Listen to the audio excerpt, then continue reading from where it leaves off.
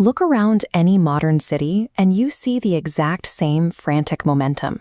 We chase the next promotion, a larger bank account, or wider influence. Hitting those milestones will finally quiet our minds. In reality, acquiring more has the opposite effect. The drive for status breeds a sharper hunger, and the friction of competing for it generates frustration and anger. Even when we capture the prize, the victory feels hollow. What remains is a persistent, quiet emptiness that sits right behind our daily routines. Why do we feel so deeply unsatisfied, even when surrounded by total material abundance and societal approval? Our external efforts fail because they operate on a false assumption. We treat life as a zero-sum game, played by entirely separate, competing players. Operating this way guarantees a cycle of endless wanting. This brings us to the concept of the ego. Psychologically, the ego is an artificial boundary. It is a mental wall we build to define exactly where the self ends and the rest of the universe begins. This diagram illustrates what happens next. By tightening this isolated sphere, every other person falls into one of two categories. They are either tools to help you build your own success, or they are threats competing for your survival. To cure the chronic loneliness that defines so much of the modern human condition, that self-imposed wall has to come down.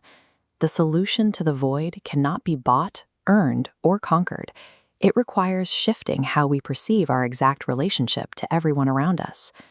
The philosopher Swami Chidbhavananda offered a direct answer to this isolation. He pointed to the realization of the Atman.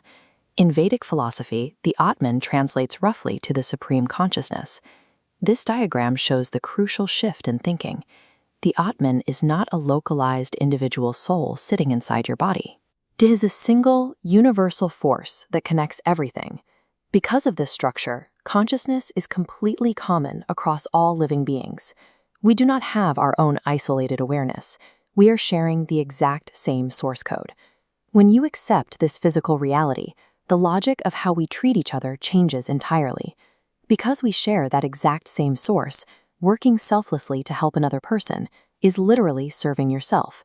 Selfless service and compassion are logical necessities. If the network is fully connected, harming someone else inflicts direct damage on the unified self. But our perception is frequently blocked. Everyday behaviors like physical indulgence, unchecked material desires, and sudden bursts of anger completely cloud our vision. As this diagram shows, 3 distinct layers block out the network. We pursue dominance, fame, and extreme wealth expecting a reward, but these goals actually create active barriers to our awareness. These pursuits act as a literal veil. They completely obscure what Chidbhavananda calls the Atma Swarupam, the true, unified nature of reality, leaving us blind to our connection with others. Meaningful progress doesn't come from accumulating titles or assets. It comes from actively stripping those veils away to see the structure underneath. To remove these veils, we can look to a practical methodology outlined by the 18th century Tamil poet and saint, Tayyumanavar. He identified the final internal obstacle we have to clear, sankalpa vikalpa. This term describes the exhausting, endless cycle of wavering and contradictory thoughts that clutter our daily minds. The mechanism to clear that mental static is remarkably specific.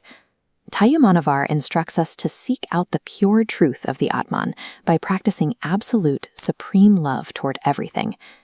This understanding redefines what constitutes a peruvalvu, or a great life.